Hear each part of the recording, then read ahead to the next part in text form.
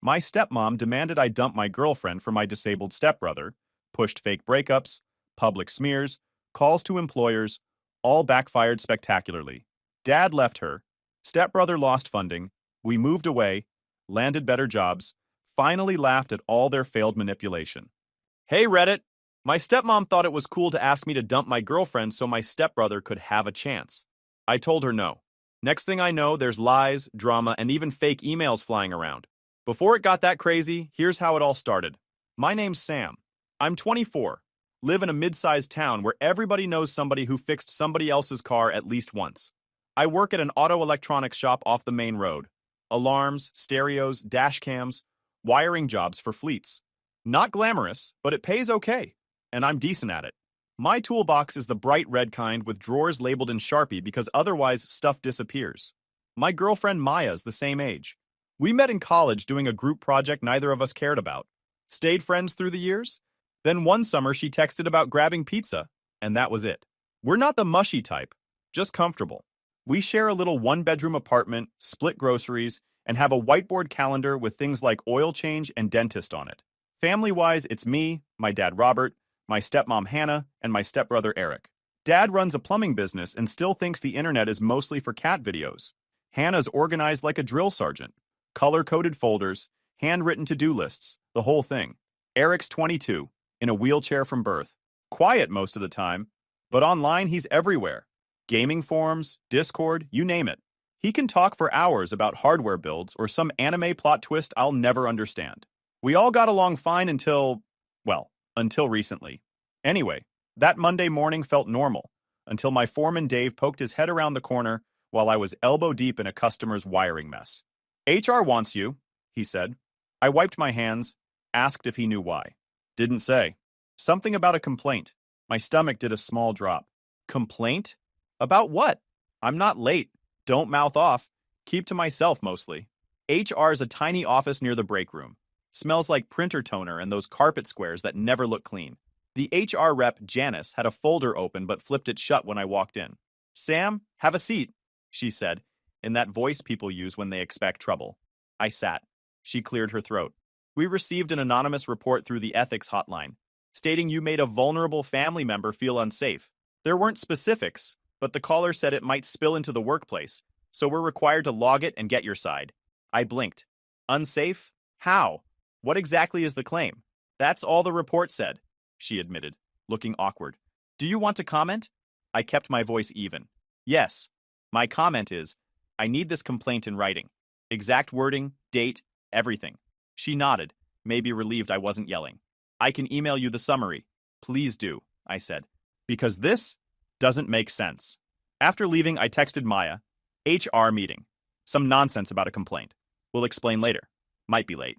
She sent a confused emoji, then, question mark. You okay? Yeah, just weird. Out in the shop, Dave raised his eyebrows. I shrugged, grabbed my tools, tried to focus on the half-installed dash cam in Bay 3. My head buzzed anyway. Vulnerable family member? The only one fitting that description was Eric. But we hadn't even argued lately. Or maybe we had, in a way. Back at work, Janice's email pinged my phone during lunch. One sentence. Anonymous complaint received. Sam has been making a vulnerable family member feel unsafe. Family situation. Please advise. No name, no details. I read it twice, my sandwich forgotten.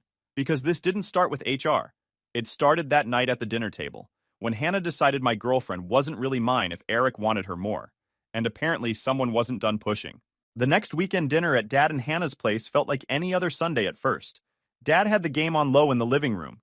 Eric was rolling back and forth between the table and the counter setting out plates, and Hannah was fussing over the mashed potatoes like we were feeding 100 people instead of 5. Maya was helping slice bread, asking Eric about one of his online classes. We all sat down, same spots as always. Me next to Maya, Dad at the head, Eric across from us, Hannah closest to the kitchen so she could jump up for napkins every 5 minutes. For the first 20 minutes, it was small talk. Dad talking about a leaky water heater job that took him 3 trips, because the supplier kept giving him the wrong part. Eric showed Maya a meme on his phone. Maya laughed, polite but not fake. Then Hannah put her fork down and folded her hands like she was about to make an announcement. You know, she said looking straight at Maya, it's so nice seeing you here. You bring such good energy into this house. Maya smiled. Thanks. It's always nice to come by. Hannah nodded, eyes flicking to Eric. And Eric just lights up when you're here. I can't remember the last time he talked this much at dinner. Eric looked embarrassed. Mom, he muttered. I'm just saying, Hannah went on. It might be good for Eric if he could spend a little more time with you. One-on-one, without all the noise. Maya froze. I set down my glass. What do you mean one-on-one? Just, Hannah said lightly. Maybe you could come by and hang out with him sometimes. Help him build confidence. You two seem to get along so well. Maya glanced at me, uncomfortable.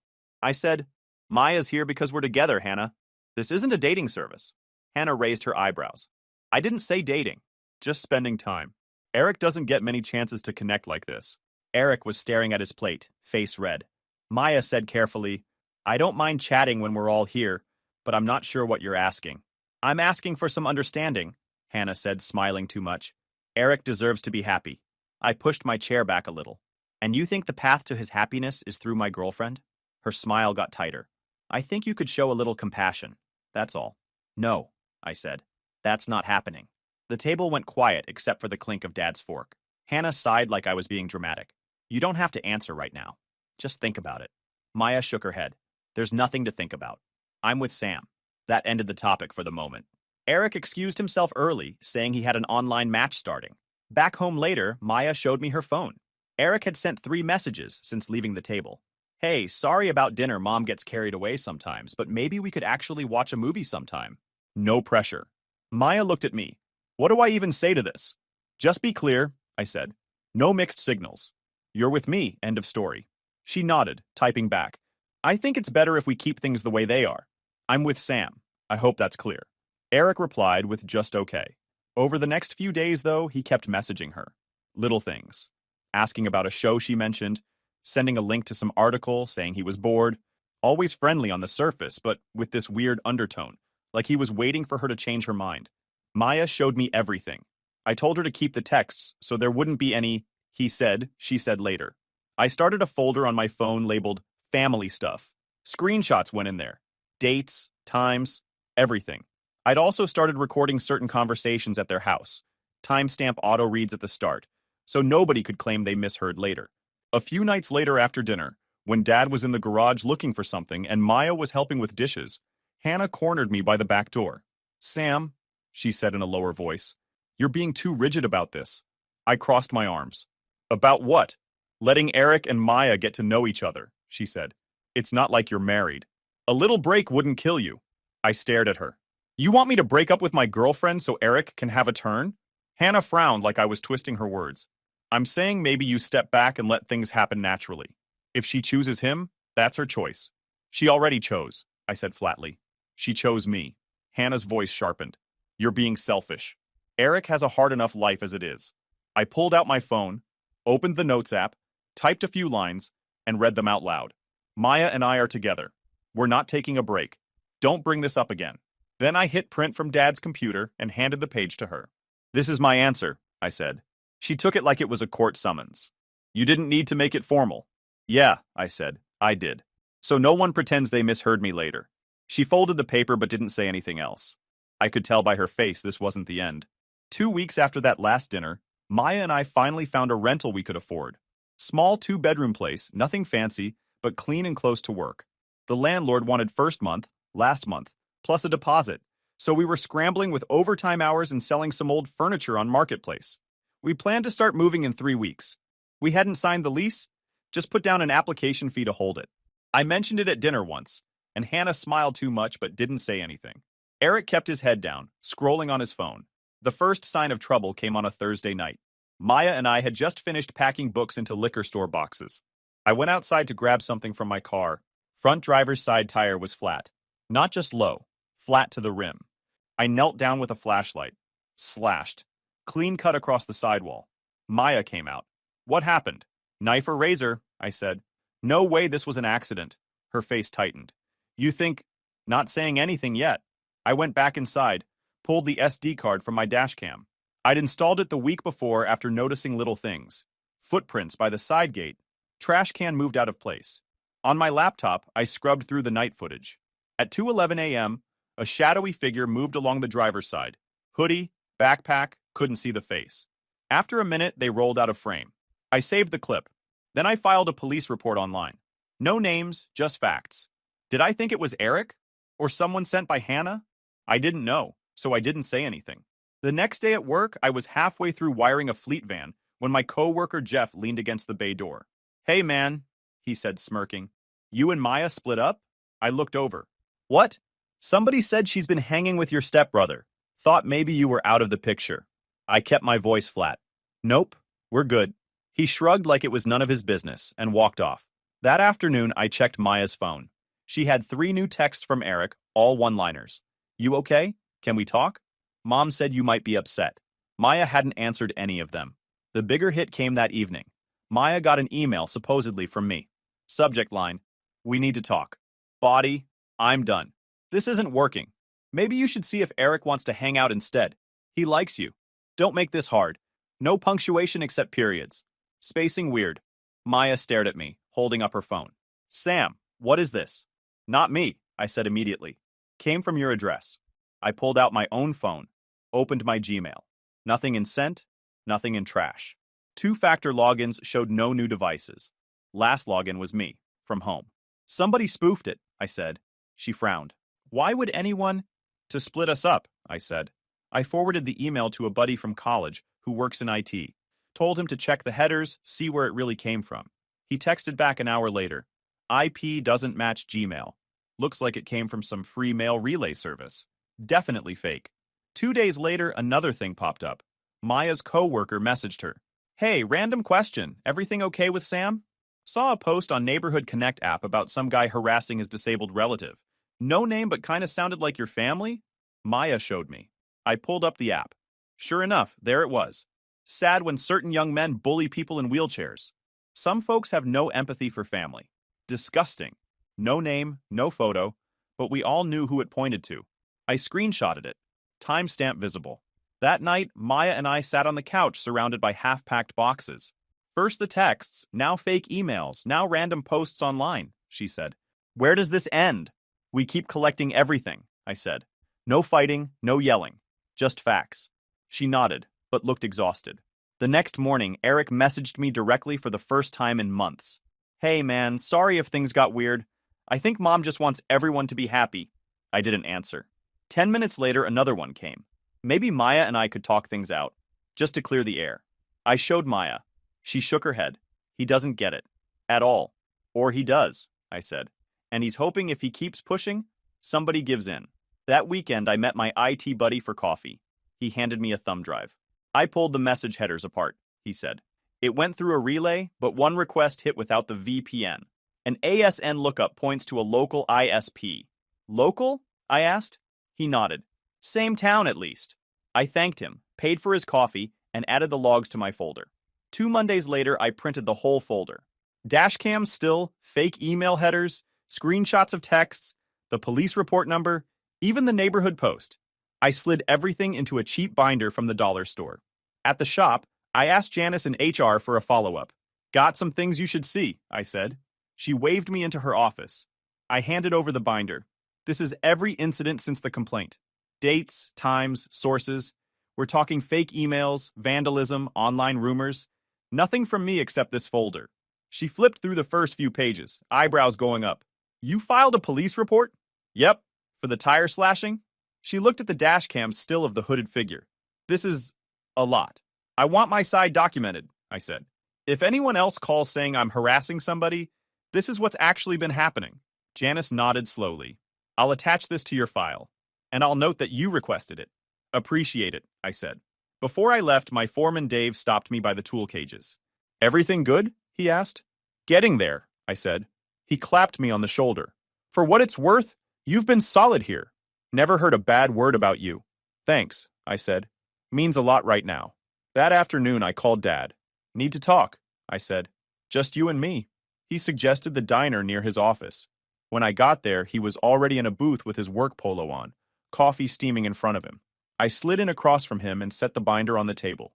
"This about your stepmom?" he asked cautiously. "It's about all of it," I said. I opened to the printed text messages first. "Eric's been sending Maya stuff like this. After dinners. After Hannah tells me to give them space. Dad read a few, frowning. Then I showed him the fake email, the police report for the tire, the neighborhood post. I kept my voice level the whole time. Finally, I put the boundary letter on top.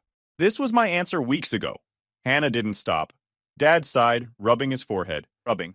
She means well, Sam. Eric's had a tough road. Maybe she pushes too hard, but she just wants him happy. I leaned back. I'm not a spare boyfriend for your household, and Maya's not a prize you pass around because someone feels entitled. Dad didn't argue. He just stared at the binder like it was heavier than it was. After a long pause, he said, I didn't know about most of this. Now you do, I said. That night, Eric sent Maya another message. You don't have to pretend you're not interested. I can tell. He attached a blurry, cropped selfie of them both in the same frame from some group photo at dinner. Looks like he cut me out of it on purpose. Maya showed me immediately. This is getting creepy, she said. Block him, I said. She did. The next day, Hannah made her boldest move yet. Maya texted me from work. Your stepmom just called my manager. I called Maya right away. What? She told my boss I was confusing Eric emotionally, and maybe I should keep my distance from the family for his health. I closed my eyes. She really said that? Yep. Manager pulled me into the office like I was causing drama at home and bringing it to work. What did you tell them? That my personal life's none of their business, and I'm not harassing anyone. Good, I said. I'll fix this. Maya sighed. Sam, this is so embarrassing. I know, I said, but you handled it right. We're collecting facts, shutting it down one step at a time. That evening, Dad called me.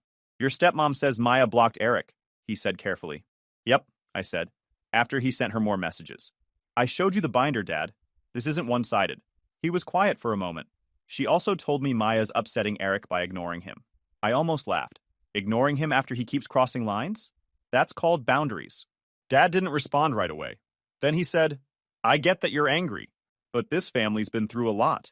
I kept my tone even, and none of that justifies trying to wreck my relationship. 2 days later, Maya's boss called me personally. Look, he said, I don't want drama in the office. Your stepmom left another message saying there's a situation at home. I told him the basics. Fake emails, vandalism, unwanted messages. None of this involves Maya doing anything wrong, I said. He sounded tired. I just needed to hear that from you. We're staying out of it. Appreciate it, I said. That night, Maya sat on the couch with her arms crossed. I feel like we're under a microscope, she said. We kind of are, I admitted. But it won't last forever. By the end of the week, Dad texted me asking for another meet. Just him, which told me the binder was starting to work. I set the rules before anyone agreed to meet. Public place, midday, short time window, no surprises. I picked a chain restaurant near the highway with big windows and 2 bright lighting so nothing felt private. I booked a table for 5 under my name. Robert came first.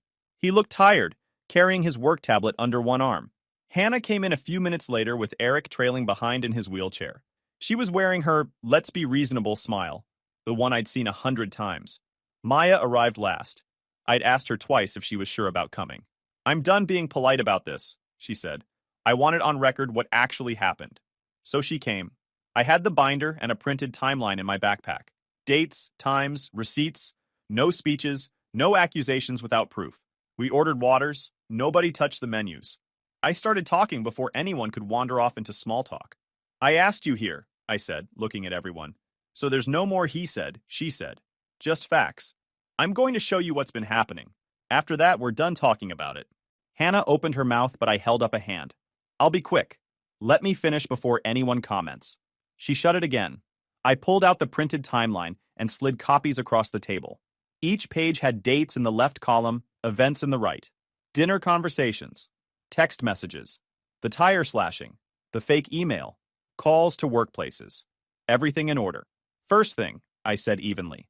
This is the night Hannah suggested I break up with Maya, so Eric could see if there was a connection. That's your wording, right? Hannah shifted in her seat, but didn't answer. I took out my phone, hit play on a 30-second recording. Hannah's voice came through clearly. Just saying maybe Maya could spend time with Eric. You could step back for a while. See what happens. The date and timestamp played automatically at the start because I'd set it up that way. I stopped the clip and set the phone down. That was March 14th, 7:42 p.m. Kitchen at your house. That was the first request. Maya and I both said no. Hannah gave a small laugh.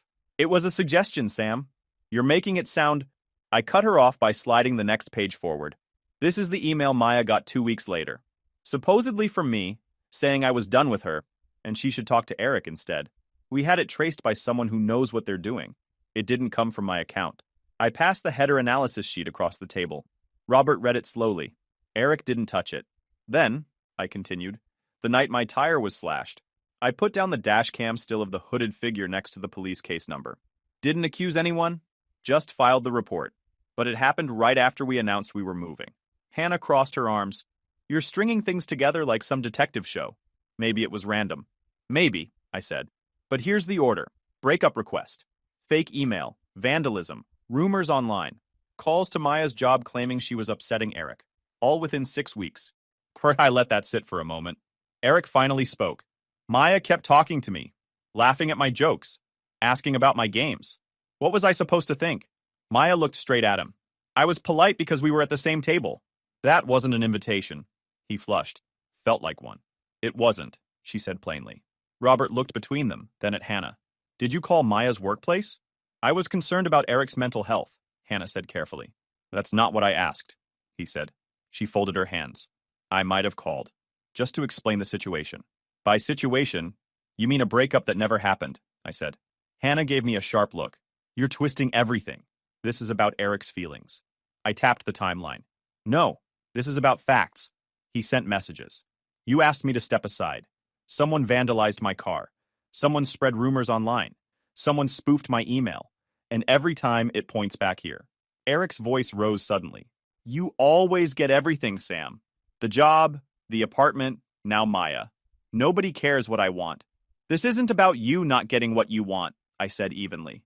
This is about someone lying and harassing people when they don't. He looked like he wanted to argue but couldn't find the words. Robert rubbed his forehead. I need to know, he said slowly, looking at Hannah, if any of this is being exaggerated. Hannah straightened in her seat. I think Sam's painting it in the worst possible light. I was just trying to protect my son. By calling workplaces? By sending fake emails? I asked. I never sent any email, she snapped. But you asked me to give Maya up, I said. On record. Hannah's jaw tightened. For Eric's happiness. Because he deserves a chance too. Maya spoke up again. Firm this time. I'm not a chance. I'm not some prize people trade. I've said no from the start. The table went quiet, except for the clink of someone setting down their water glass. I'm done repeating myself, I said, standing. Respect our relationship or stay out of it. This is the last conversation we're having about it. I looked at Maya. Ready to go? She nodded, standing too. Robert kept looking at the packet. Hannah looked like she'd swallowed something sour. Eric stared at the table. I left them all sitting there under the bright lights and walked out. The job offer came out of nowhere on a Wednesday morning. I was halfway through rewiring a trailer when my phone buzzed. It was Paul, a parts supplier I'd helped once when his delivery truck broke down on the highway. I'd gone out on my own time with a buddy's tow rig to get it running, so he wouldn't lose the load. Sam, Paul said, you ever think about moving? My company's opening a service branch 2 cities over. Branch manager role, decent salary, benefits too. I wiped my hands on a rag. Manager? You know the work, you keep your head straight. I could use that. I told him I'd call back after talking to Maya. That night we sat at the kitchen table surrounded by half-packed boxes. I wrote pros and cons on a legal pad. Pros, more money, new city, no family drama, health insurance better than what we had now. Cons, farther from Dad. Maya would need a new job, starting fresh with no friends nearby. Maya traced circles on the margin with her pen. I can find work anywhere, she said. I'd rather move than keep dealing with this here. So would I. We called Paul back the next day. I told him we'd take it if he sent the paperwork. He said he'd email the offer letter by Monday. I texted the local landlord to withdraw. We lost the application fee, but that was it. The minute Hannah found out, the phone calls started. First to me, then to Maya, then to Dad asking him to talk sense into us. Dad called Thursday night. She's worried this is all happening too fast, he said carefully. She's been worried about the wrong things for months, I said. Maybe just meet with her one more time. Clear the air. We cleared it, I said. In front of you. In front of Eric. I'm not changing my mind. Dad was quiet a moment. She says you're overreacting. That Eric's been depressed since that restaurant thing. Eric's depression isn't solved by stealing someone's girlfriend, I said. Dad didn't have an answer for that. Packing got serious after that. We sold the couch to a college kid off Marketplace who showed up with a borrowed trailer. Maya gave the old microwave to the neighbor who always brought our packages inside when it rained. I labeled boxes in thick black marker. Kitchen, tools, bathroom, Maya's desk. We returned the internet router, forwarded our mail at the post office, closed out the utility accounts. At night, we ate takeout on the floor and crossed tasks off the list. Friday afternoon, Hannah texted that she wanted to meet just us. I ignored it. 30 minutes later, Maya got a text from an unknown number. You deserve someone who puts family first, not someone running away. She showed me. Think this is her? Probably, I said. Block it, we did. Saturday morning, Dad showed up unannounced. She's saying you owe her at least a conversation before leaving, he said. I don't owe her anything, I said. I kept my mouth shut when she lied about me. I stayed polite when she called Maya's job. That was me being the bigger person. He looked uncomfortable but didn't argue. Then he handed me an envelope. She wanted me to give you this. Inside was a single sheet of paper with Hannah's handwriting. If you leave now, don't expect this family to be here when you come back. Maya read it over my shoulder. Is that supposed to be a threat? Looks like it, I said, folding it. But we're leaving anyway. Moving day was messy but not complicated. My buddy Chris brought his pickup. Maya's brother showed up with ratchet straps that didn't fit half the hooks. We tied boxes with mismatched bungee cords and prayed nothing fell out on the highway. Hannah didn't come by. Neither did Eric. Dad stopped in for 15 minutes, handed me a cooler with bottled water, and left before Hannah could show up with another letter. We loaded the last box just after noon. Maya wiped her hands on her jeans and looked at the apartment one more time. Not gonna miss it, she said. Me neither, I said. The twist came 2 hours into the drive. Maya's phone buzzed with a message from a number she didn't recognize. She opened it, read it twice, then handed it to me. It was a screenshot of a Facebook post from Hannah's account. The number had our hometown area code. Looked like a church friend tipping us off. Some people abandon their disabled family members when things get tough. We raised him, gave him everything, and he walks out for a girl. Says a lot about character. Comments underneath were already piling up. Neighbors, extended relatives, a few of Hannah's church friends. Maya said, she's trying to make you look like you dumped everyone. Yeah, I said, screenshotting it for the folder. Then a second message came from the same number. Thought you should know what she's posting before you get too far away. No name attached. I texted back, who is this? No answer. We stopped for gas just before the city limit. Maya scrolled through the comments on Hannah's post. People were saying things like, so sorry for Eric, and family should come first. Then one comment stood out. This isn't the whole story. Ask Sam before judging. It was from Dad's account. So he'd seen it. Maybe finally realized how far Hannah was willing to go. Maya looked at me over the hood of the car. She's not gonna stop, is she? Probably not, I said. But she can scream into the void from now on. Back on the road, Maya fell asleep against the window. I kept driving, thinking about the new job, the new apartment, the fact that whatever Hannah posted online didn't matter, as long as she didn't have access to us anymore. This wasn't about winning. It was about not letting people use us just because they called it family. By the time we hit the city line, I'd already decided she was blocked on everything. For good.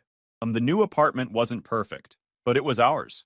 Thin walls, hallway light that flickered like a bad horror movie, neighbor upstairs who blended smoothies at midnight.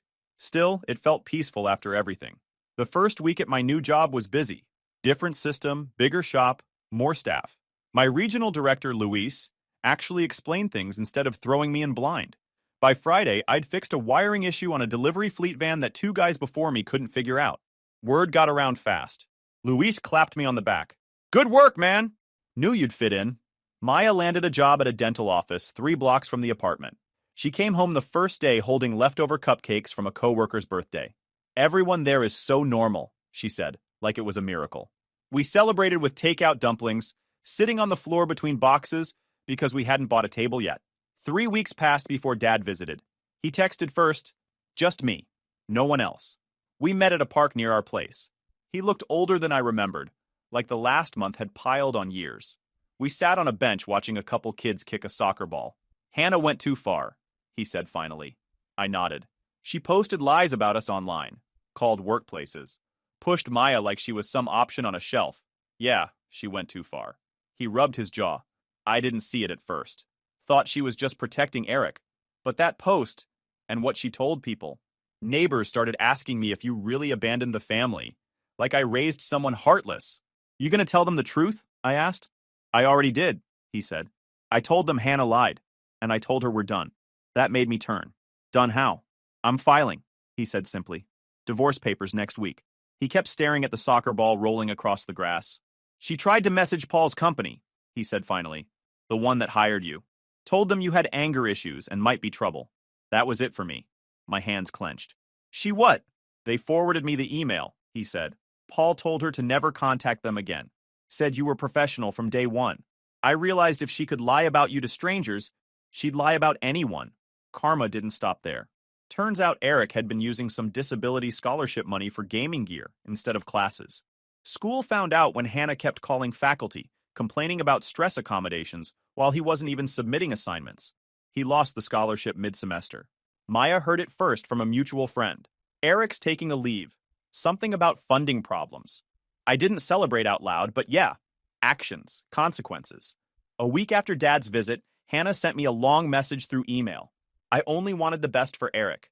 You twisted everything. Now your father's throwing away our marriage because of you. Hope you're happy. I saved it to the same folder as everything else, then blocked her address. Dad texted me later. She moved in with her sister. Eric, too. Selling the house next month. Guess she ran out of people willing to listen. One evening, Eric sent a short message from a new number. Sorry for the stuff I said. I showed it to Maya. You gonna answer? She asked. Not right now, I said. Maybe later. Maybe never. She nodded. Your call. We left it at that. Life settled into small, normal routines. I fixed a loose cabinet hinge in the kitchen. Maya bought a second-hand table from Facebook Marketplace, sanded it herself, and laughed when I labeled the drawers in the wrong language because the label maker defaulted to Spanish. Dad visited twice more, alone each time. He said Hannah kept telling people I'd turned the family against her, but fewer folks believed her now that she was living in her sister's spare room. She's mad the world stopped revolving around her, Dad said. She's mad she got caught, I corrected. I was full-time from day one. 60 days in, Luis pushed for a raise. Maya got promoted to office manager at the dental clinic when hers quit suddenly. We used the extra money to start a savings account labeled House Fund. Couple years, Maya said one night, scrolling through listings. We'll have a backyard and everything. Somewhere with thicker walls, I said. She laughed. The final twist came through one of Hannah's old church friends. Apparently, she tried to run some fundraiser for Eric online, claiming he'd been abandoned by family after losing the scholarship. People donated at first. Then Dad shared the packet I'd given him with a couple of people who kept asking, and it made its way back to the thread. Donations dried up overnight. Last I heard, she deleted all her social media. On a Sunday evening, I sat on our small balcony, tightening a bolt on a wobbly chair while Maya watered the one potted plant we hadn't killed yet. You ever regret any of it? She asked suddenly. Leaving? Leaving. Cutting them off. I looked at the skyline beyond the parking lot. Distant traffic hummed like white noise. No, I said finally. They had chance after chance to stop. They didn't. We did what we had to. Maya leaned against the railing. Feels quiet now. Quiet's good, I said. We stood there for a while, not saying much. Just the smell of someone grilling 2 floors down, drifting up toward us. Monday morning, I found a small package on our doorstep. No return address, probably Dad. He'd visited the week before and knew the new place. Inside was the boundary letter I'd written months ago. The one telling Hannah no. Nothing else. Just the letter. Maya raised an eyebrow. Weird. Yeah, I said, folding it back up. But kind of fitting. I locked the folder in the cabinet, grabbed my lunch for work, and left it there. Some things didn't need revisiting again. YouTube just dropped this new hype feature. If you're hooked on this story, smash that hype button. It tells YouTube this video deserves to blow up, and it keeps even crazier stories coming your way.